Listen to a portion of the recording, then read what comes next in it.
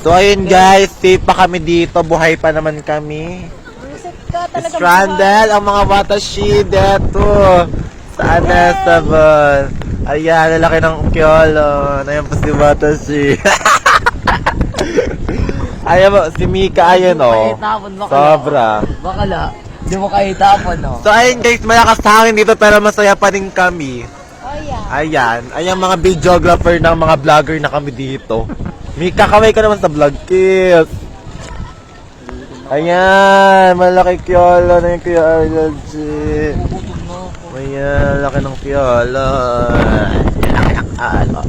Uy, kumakalo. A few moments later.